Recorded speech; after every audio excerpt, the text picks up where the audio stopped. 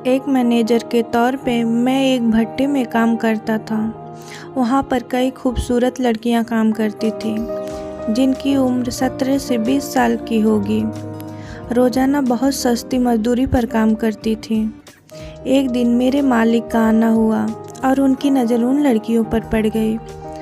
अपना प्रमोशन पाने के चक्कर में मैं उन लड़कियों का सौदा मालिक से कर दिया। एक दिन जब मेरे मालिक घर से बाहर निकले तो मेरे पैर के नीचे ज़मीन खिसक गई। मालिक ने मेरी बेटी को, यह कहानी रामपुर गांव की है, जहां गांव की गरीब औरतें और लड़कियां कम पैसे में काम करती हैं। गांव की एक कच्ची सड़क पर धूल उड़ती सूरज की गाड़ी ईंट भट्टे पर पहुंची। मैनेजर उसे दफ्तर में ले आया। कुछ समय तक सूरज ने फाइलें देखी। फिर मैनेजर ने उसे भट्टे का मुआयना कराने लगा ताकि वो भट्टे के काम को समझ सके और सभी मजदूर भी अपने छोटे ठाकुर से परिचित हो जाएं। चलते चलते सूरज और मैनेजर एक तरफ गए जहां कुछ औरतें मिट्टी गूंथने में मसरूफ़ थीं। सूरज की नज़र एक खूबसूरत चेहरे, रस भरी जिस्म, नशीली आंखें, संतरों की फांकों जैसे होठों वाली लड़की पर जा टिकी। मैनेजर ने, हम पहली बार मिट्टी में गुलाब खिला हुआ देख रहे हैं। सूरज ने उस लड़की के बदन की बारीकी से मुआयना करते हुए कहा, हुजूर, यहाँ आपको ऐसे ही गुलाब रोज़ खिले मिलेंगे। मैनेजर ने भी चुटकी ली। मैनेजर ने उस लड़की को कितनी तनख्वाह मिलती है? सूरज ने पूछा। हुजूर, वो तनख्वाह पे नहीं, 60 रुपये की दिहाड़ी पर काम करती है। मैनेजर ने बताया।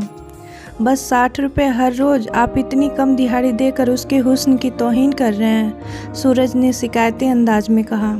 सभी मजदूरों की दिहाड़ी दिवाली पर बढ़ाई जाती है। पिछली दिवाली पर उसकी दिहाड़ी 50 थी, अब 60 रुपये कर दी गई थी।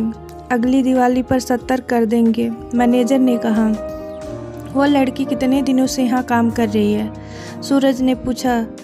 तो तकरीबन 3 साल से, मैनेजर ने जवाब दिया। 3 साल में यह हर मजदूर को तरक्की मिल जाती है, पर अब तक उस लड़की की तरक्की क्यों नहीं हुई? सूरज ने नाराज़गी जताई। हुजूर, दिवाली पर उसका प्रमोशन कर देंगे, मैनेजर ने तुरंत बोला। अगले पड़ाव पर काम में मसरूफ़ दूसरी लड़कियों पर नज़र डालते हुए सूरज बोला, मुनीम जी, ईंट का यह बगीचा खूबसूरत फलों से भरा हुआ है। हुजूर, यह बगीचा आपका ही है। आपके मन को कोई भाया करे तो गुलाम को हुक्म दे दिया करें, उसे आपकी सेवा के लिए हाजिर कर दिया जाएगा। मैनेजर बेहिचक बोला। पहले तो सूरज ने तीखी नज़रों से मैनेजर को देखा, फिर एक आज़ाद ठहाका मारकर बोला, आपका बड़ा पारखी दिमाग है। इतनी सी देर में आप हमारी इच्छाओं से वाकिफ़ हो गए। सूरज के मुंह से अपनी तारीफ सुनकर मैनेजर के चेहरे पर मुस्कान उभर आई।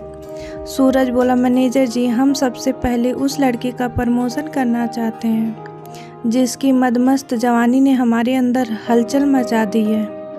अगले दिन मुनीम ने उस लड़की को सूरज की हवेली में पहुंचा दिया।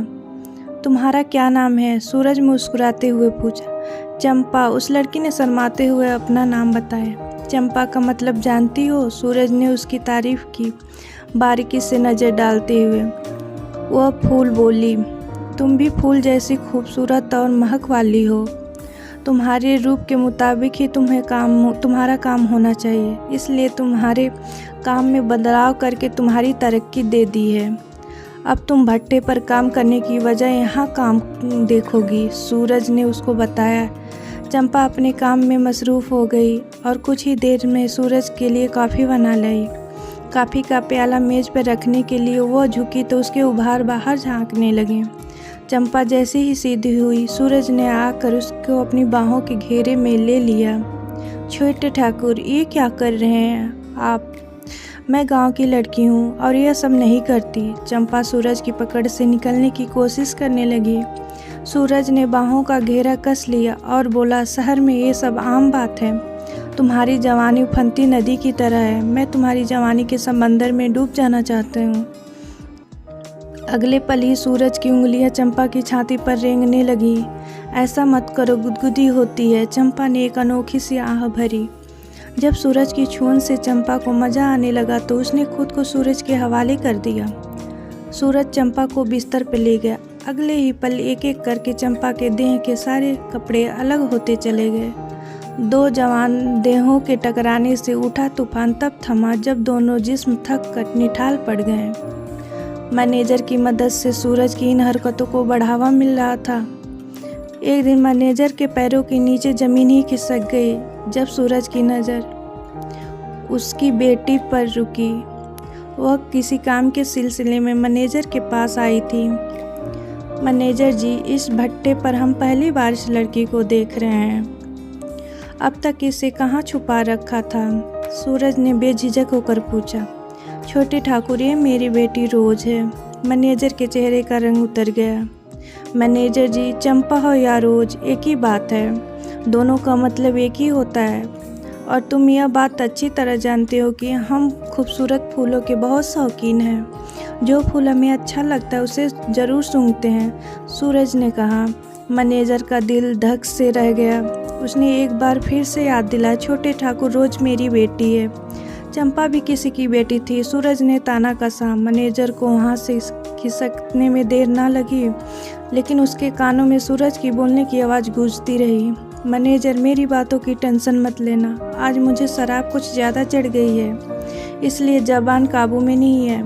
मैनेजर तब तेज कदमों से अपनी बेटी के साथ दफ्तर से बाहर निकल आया। एक दिन अनहोनी घटना घट ही गई। उस दिन मैनेजर ईंट भट्टे से घर लौटा तो चौंक पड़ा। मैनेजर ने सूरज को घर के बाहर निकलते देखा। मैनेजर के चेहरे पर चिंता के भाव उभर आए। उसके कदम घर में घुसने के लिए तेजी से बढ़ने लगे। रोज दीवार से टेक लगाए बैठी सुबक रही थी। यह नज़ारा देखकर मैनेजर बेहोश होकर कटे पेड़ की तरह ढलान से फर्श पर गिर पड़ा। बुरे काम का अंजाम बुरा ही होता है। अगर हम किसी के लिए किसी दूसरे के साथ बुरा करते हैं तो हमारे साथ भी बुरा ज़रूर होता है। अगर आपको ये कहानी पसंद आई हो तो प्लीज़ लाइक, शेयर, सब्सक्राइब करना न भूलें। धन्यवाद।